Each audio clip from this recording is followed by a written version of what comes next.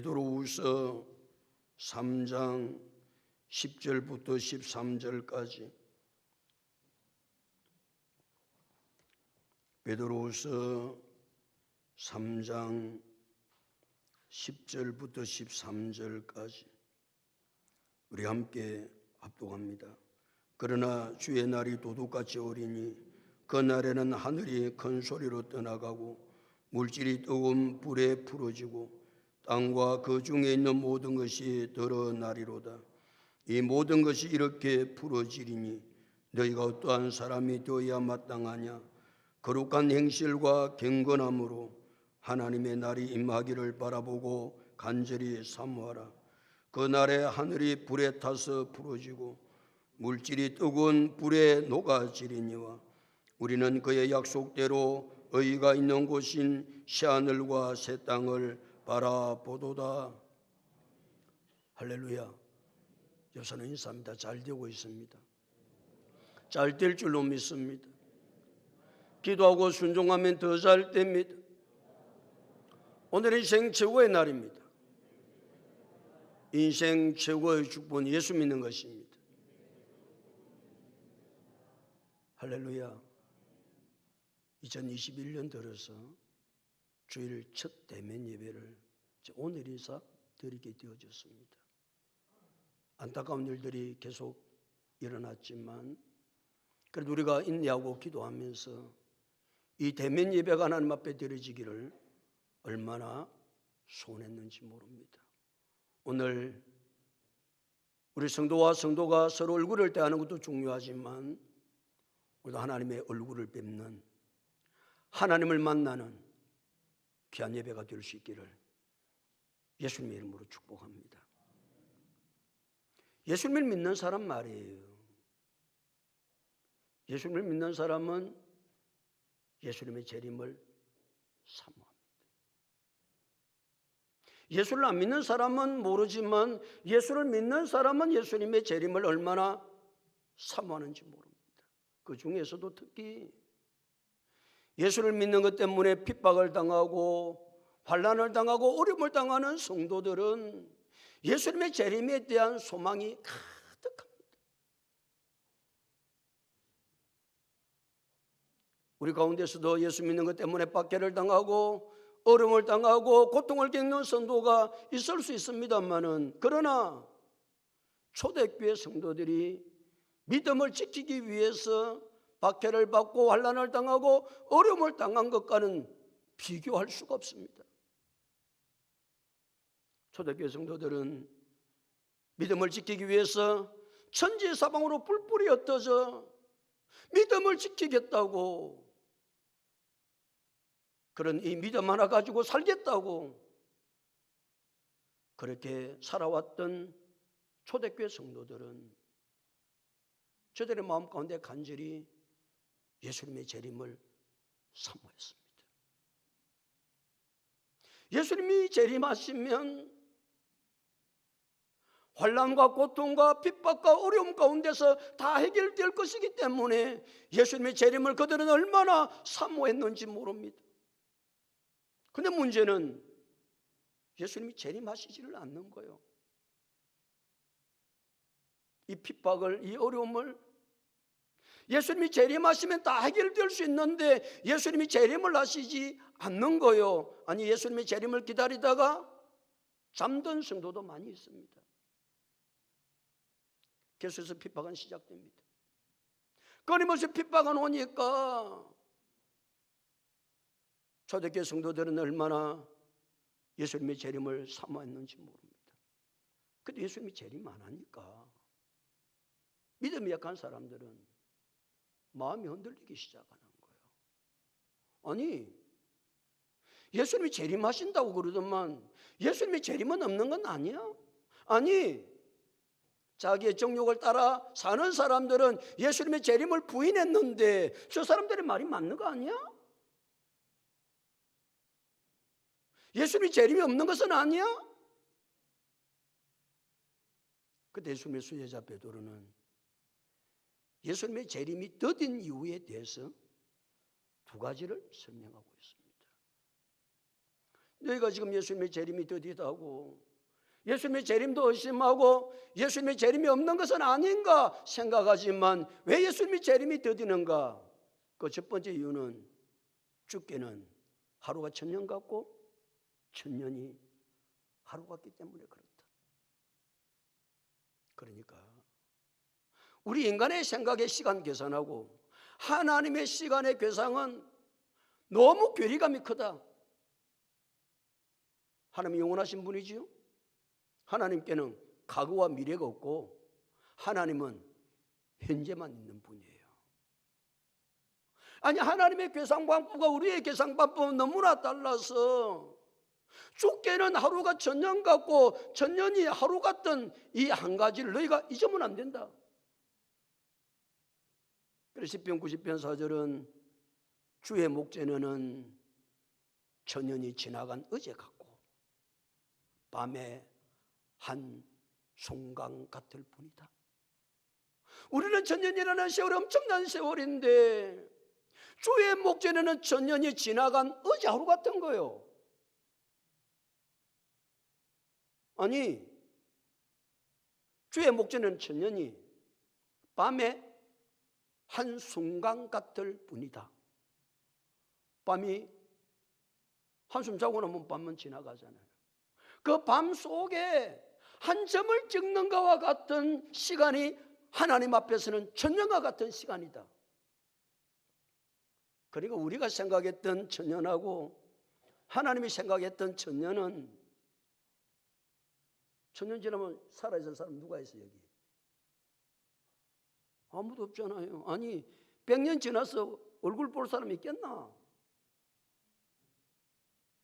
그런데 우리는 이 100년이라는 세월이 엄청난 세월인데 하나님은 하루가 천년 같다는 거예요. 그러니까 사람은 조급하죠. 못 기다리는 거예요. 예수님 재림이 없다고, 예수님 재림 안 한다고 그렇게 이야기를 하는 것입니다. 두 번째 이유는 왜 예수님의 재림이 더디느냐 하면 예수님은 아무도 멸망하지 않기를 원하시고 다 회개하여 구원받기를 원하시기 때문에 그렇습니다. 지금도 예수님은 재림할 수 있습니다. 그런데 예수님께서 지금도 재림을 하지 않는 이유는 아무도 멸망하지 아니하고 다 회개하여 구원을 받을 사람들을 다시 구원받기 위해서 하나님은 예수님을 땅에 보내지 아니하시고 기다리고 계시는 것 때문에 예수님의 재림이 더디는데 사람들은 이 재림이 더딘 것을 기다리지를 못하는 거예요. 조급한 거예요. 예수님의 재림은 더디지만 예수님의 재림은 없는 것은 아니니까. 그러니까 우리는 이 예수님의 재림을 기다리고 깨어서 준비하고, 오늘도 우리 김일사님 찬양했던 것처럼 기다리고 있는 거예요. 주님 기다리고 있는 거예요. 기다립니다. 뭘 기다려요? 주님이 재림을 기다리는 건 아니겠어요? 주님의 재림이 더디다 할지라도 주님은 반드시 재림하십니다. 예수님 반드시 재림하십니다. 그리고 우리는 깨어서 예수님의 재림을 뭐 해야 된다? 기다려야 될 줄로 믿습니다. 그래서 오늘 10절이 말씀하고 있는 거예요. 10절 다 같이 읽어보실까요? 10절 다 같이 읽겠습니다. 시작.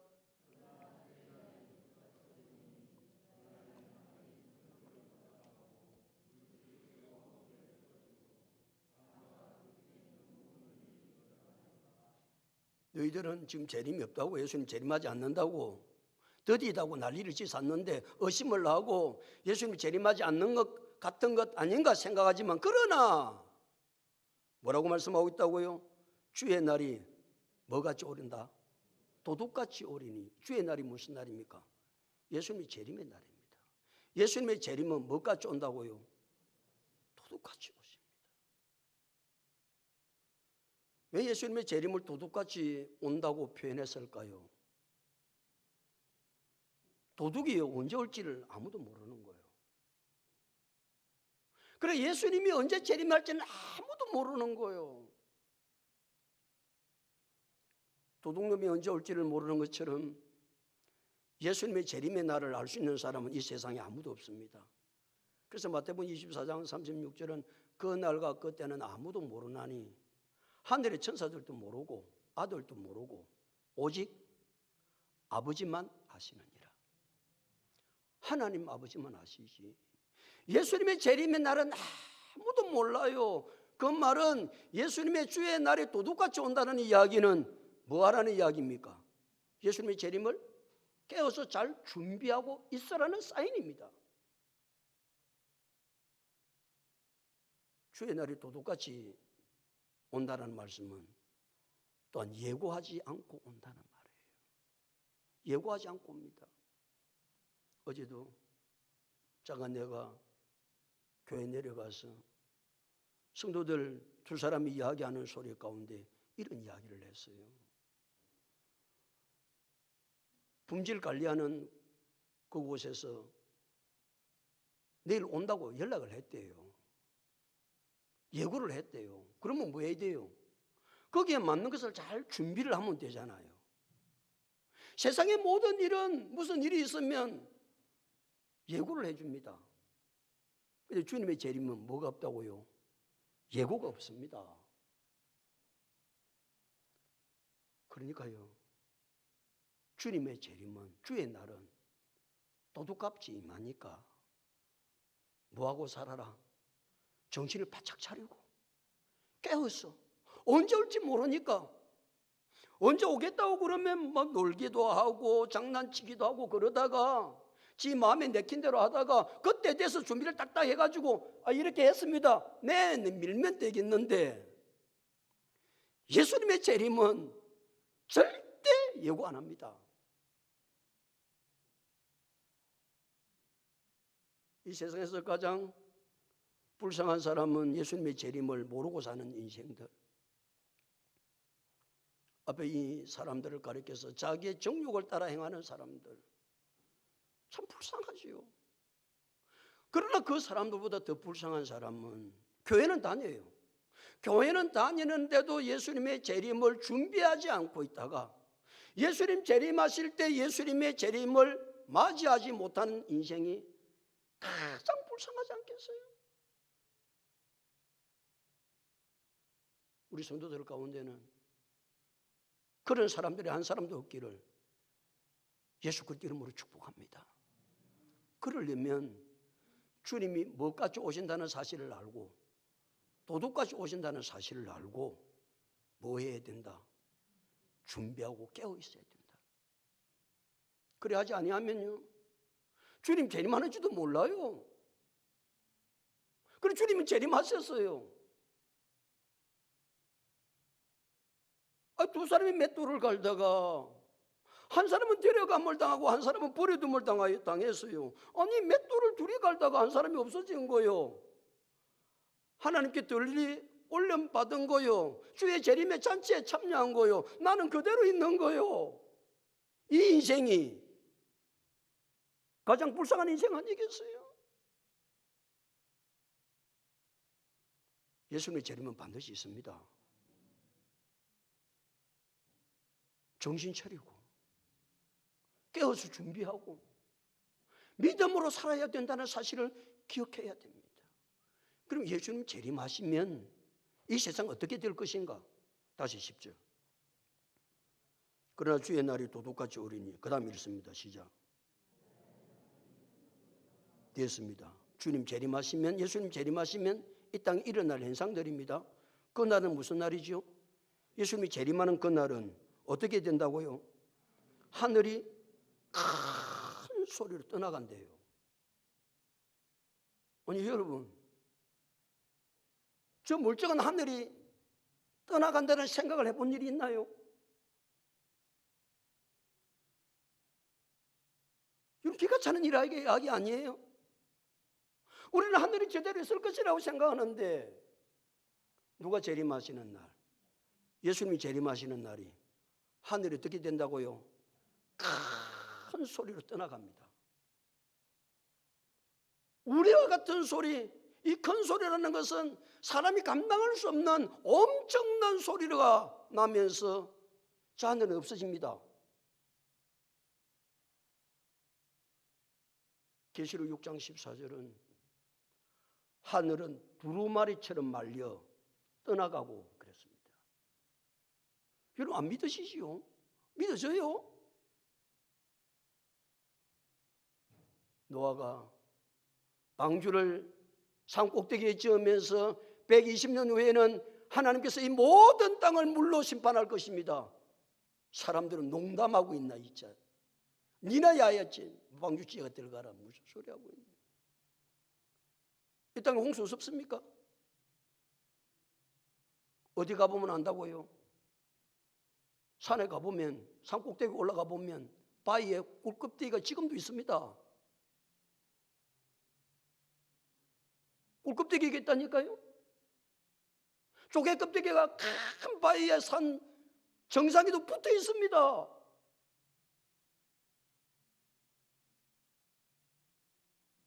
예수님이 재림하시면 하늘이 큰 소리로 떠나갑니다. 반드시 그런 역사가 일어난다. 그 다음에 보십시오. 하늘이 큰 소리로 떠나가고 그 다음 뭐라 그랬습니까? 물질이 뜨거운 불에 풀어집니다. 이 물질이라는 것은 우주 만물을 구성하고 있는 요소들이 뜨거운 불에 다 풀어집니다. 뜨거운 불에 풀어진다는 말은 여러분 용광로 구경 간 적이 있습니까? 저는 아직 한 번도 용광로 포항제철 갔는데 구경은 못 갔는데 포항제철 언제 보여주지요? 신년 1월 1일 날 잘 보여주지요. 1월 1일 날 용광로 포항제철의 용광로 가끔 보여줍니다. 이제는 자주 보여줬습니다. 새해가 되면. 그 용광로에는요 어떤 것을 집어넣어도 다 녹아버립니다.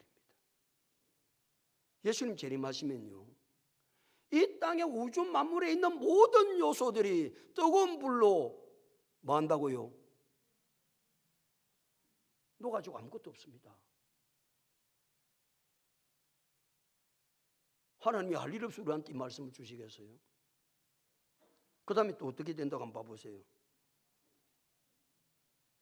뜨거운 불에 풀어지고 그 다음에 이렇습니다. 시작. 땅과 그 중에 있는 모든 일이 드러나리로다. 땅과 그 중에 있는 모든 일이 드러난다는 말은 불태워져 없어진다 그 말입니다.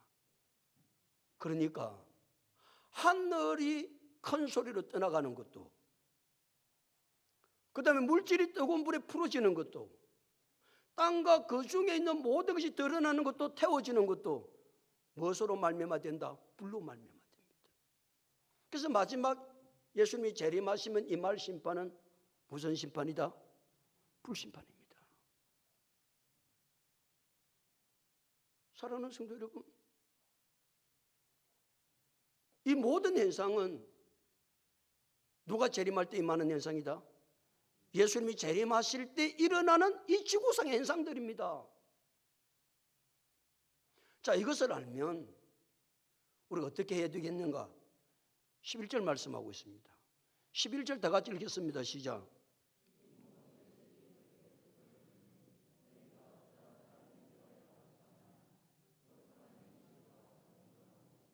이 모든 것은 하늘, 땅, 그 가운데 있는 모든 것들이 뭐 어떻게 된다고요? 이렇게 풀어진다는 말은 앞에 설명했던 것처럼 모든 것이 불로 말미암아 사라지는 것을 말합니다.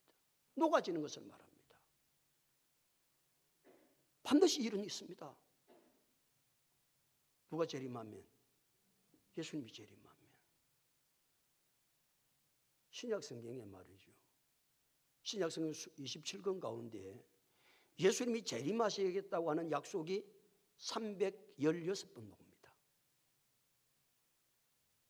하나님은요 한 번만 그 말씀을 약속해도 지키신다 안 지키신다? 반드시 지키십니다. 그런데 성경은 신약 성경은 예수님의 재림에 대해서 몇 번이나 약속하고 있다고요? 316번이나 약속하고 있습니다. 왜 예수님께서 왜 신약 성경의 하나님이 예수님의 재림에 대한 사건을 말씀을 316번이나 하고 계실까요?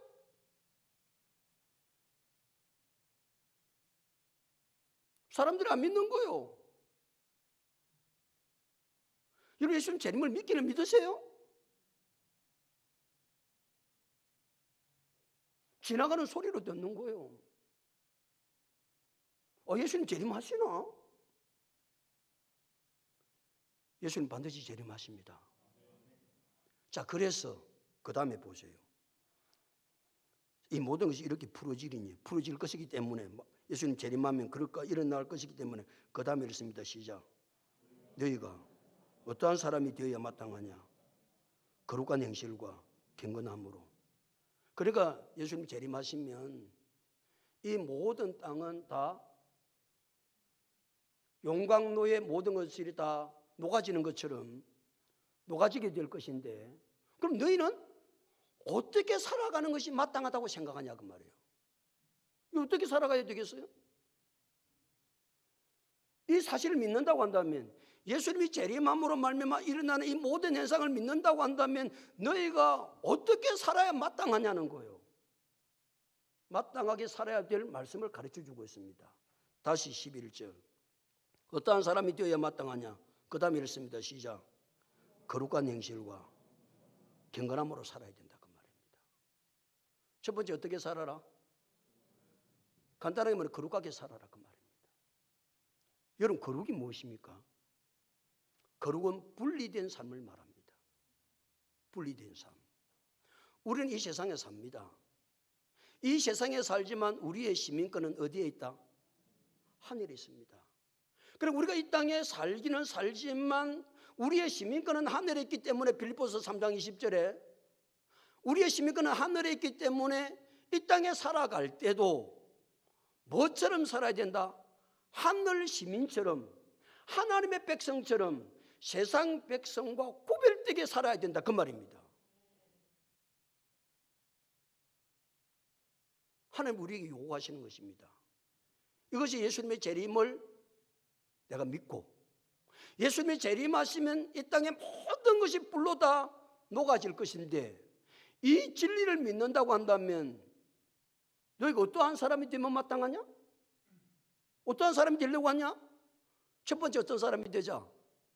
거룩한 사람이 되자. 대답이나 좀 하소. 거룩은 분리입니다. 내 생각, 내 말, 내 행동, 내 시간, 내게 주어진 물질 다 뭐하고 살아야 된다? 분리하고 살아야 됩니다. 아무데나 뒤섞어가지고 살면 안 됩니다. 그래서 로마서 12장 2절은 너희는 이 세대를 본받지 말고 오직 마음을 새롭게 함으로 변화를 받아 하나님의 선하시고 기뻐하시고 온전하신 뜻이 무엇인지 분별하도록 하라. 분별이 안 되는데 어떻게 구분해서 살 수가 있어요? 일단 분별이 돼야 돼요. 이건 하나님의 것 아닌 것. 내가 이렇게 살면 되느냐 안 되느냐, 이 내 생각이 맞냐 안 맞냐, 이게 분별이 돼야 무슨 그렇게 살든지 말든지 할 거 아니에요. 예수님이 재림하십니다. 예수님이 재림하시면 이 땅은 무엇으로 심판받는다? 불로 심판받는다. 그때 우리가 살아야 될, 마땅히 살아야 될 삶은 어떤 삶이다? 거룩한 삶을 살아야 됩니다. 두 번째는 어떻게 살아라고요? 경건하게 살아야 됩니다.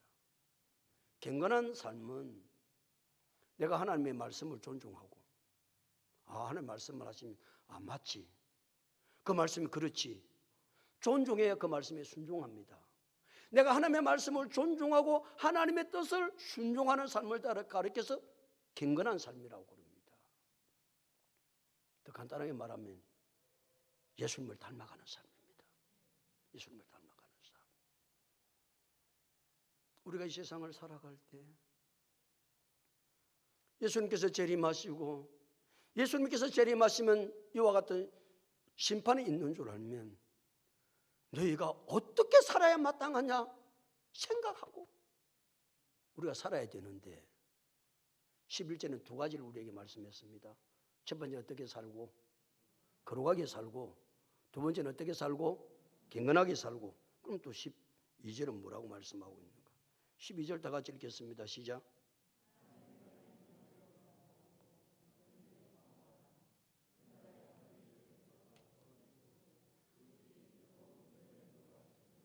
무슨 날이 임하기를 바라보고, 그러니까 이 하나님의 날도 무슨 날입니까? 예수님의 재림의 날입니다. 예수님의 재림의 날을 여러 각도로 말씀해요. 주의 날, 하나님의 날, 심판의 날, 그렇게 표현하기도 하죠. 그러니까 하나님의 날이 임하기를 뭐하고? 바라보고. 그리고 예수님의 재림을 바라보라는 거예요. 예수님의 재림을 바라보라는 것은 예수님의 재림을 소망하라는 겁니다. 우리 김 집사님 찬양했던 것처럼 말이죠. 주님의 날을 기다리는 거예요. 소망하는 거예요. 주 예수의 오시옵소서. 성경은 요한계시록 22장 21절로 끝을 맺습니다. 20절의 말씀에 22장 20절의 말씀에 아멘 주 예수여 오시옵소서. 기다려야 합니다. 여러분 예수님의 재림을 기다리셔야 됩니다. 소망하셔야만 됩니다.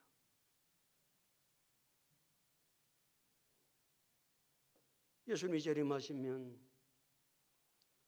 세상은 불심판을 받아서 다 녹아져 버리고 없습니다. 그러니까 불신자들은 예수님이 재림하면 그날이 두려움의 날이요, 공포의 날이요, 무서움의 날이요, 절망의 날이지만 우리 성도들은 예수님이 재림하시는 날은 감격의 날이요, 기쁜 날이요, 축복의 날이요, 영광의 날이 될 줄로 믿습니다.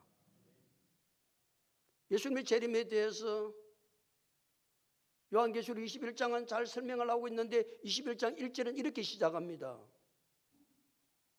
내가 새하늘과 새 땅을 보니 처음 하늘과 땅은 없어졌고 바다도 거기 있지 않더라. 다 녹아서 없어진다 그 말이거든요. 뛰어넘어서 4절은 다시는 사망이 없고 애통하는 것이나 고가는 것이나 아픈 것이 다시 있지 아니하리니 처음 것이 다 지나갔습니다. 그러니까 우리의 삶 속에 주님이 재림하시면 다시는 사망도 없고 애통하는 것이나 고가는 것이나 아픈 것이 다시 있지 아니하리니 처음 것이 다 지나가고 새하늘과 새 땅에 들어가서 하나님을 찬양하고 영생 복락을 누리고 하나님께 경배를 드리고 그날이 언제 이루어진다고요? 예수님이 재림하셔야 이루어집니다. 그러니까 우리 성도들은 무엇을 소망할 수밖에 없다? 이 진리를 믿는다면 예수님의 재림을 소망하는 거예요. 초대교회 성도들처럼 환난과 핍박 어려운 가운데 있을 때 주 예수의 오시옵소서. 우리가 주님이 오실 것을 기다립니다. 소망합니다. 사랑하는 성도 여러분, 예수님의 재림을 소망하며 삽니다. 사셔야 합니다. 이게 예수 믿는 사람입니다.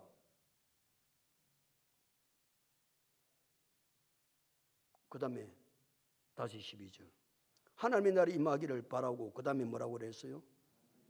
어떻게 사모하라? 간절히 사모하라. 간절히 사모하라는 말은 예수님의 재림을 재촉하라는 말입니다. 예수님의 재림을 재촉. 뭔 일 있으면 재촉하잖아요. 빨리빨리 하자고. 빨리 가자고. 빨리 오라니까. 그 재촉을 하는 거예요. 재촉.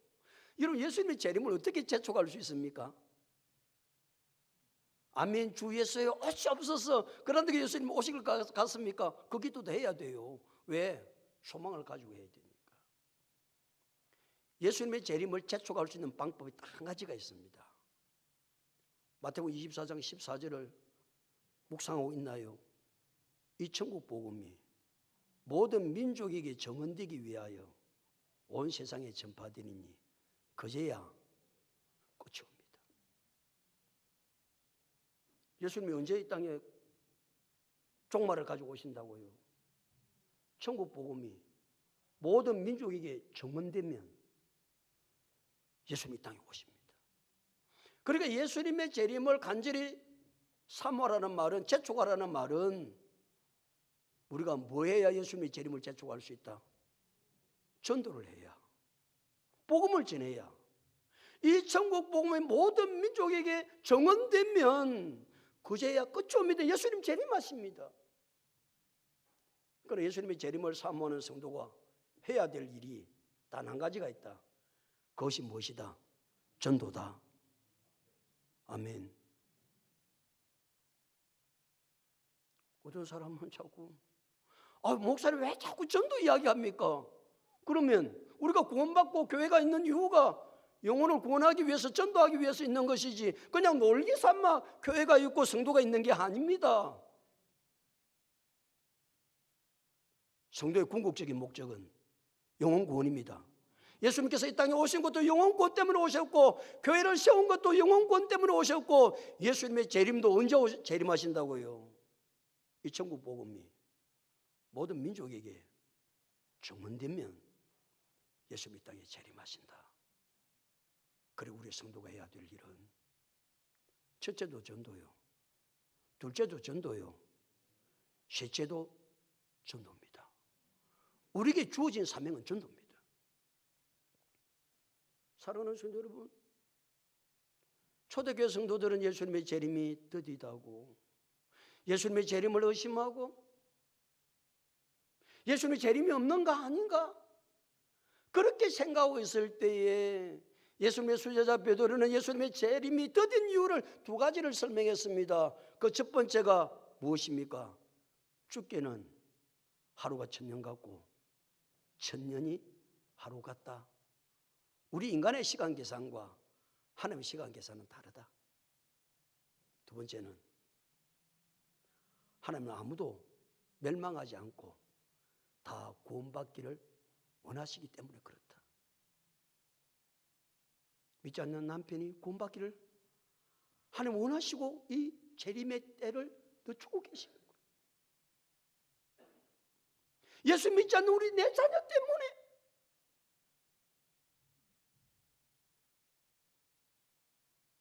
그러나 영원히 예수님의 재림이 없는 것은 아닙니다.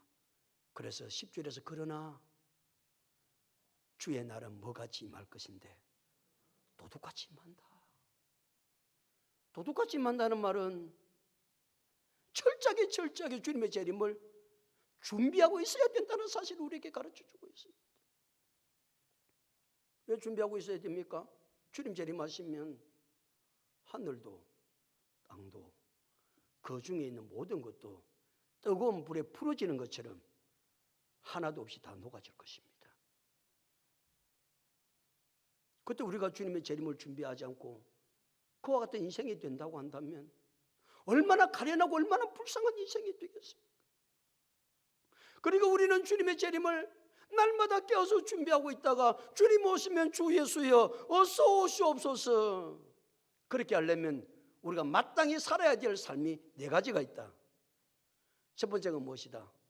거룩하게 살아야 된다. 두 번째는 경건하게 살아야 된다. 세 번째는 예수님의 재림을 소망하며 살아야 된다. 네 번째는 예수님의 재림을 재촉하며 살아야 된다.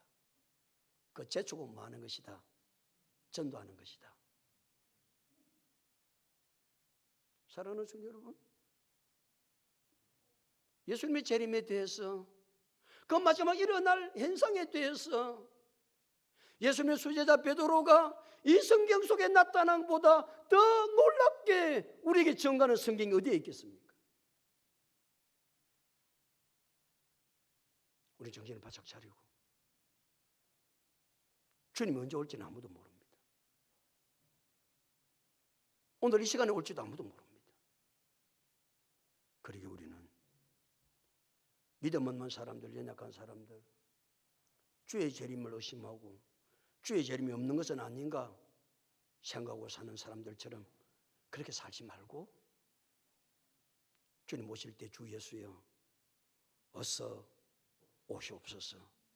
그 재림의 주님을 기쁘게 맞이할 수 있는 그런 삶을 살아갈 수 있는 우리 모든 성도들이 다 될 수 있기를 예수 그리스도 이름으로 축복합니다. 하나님,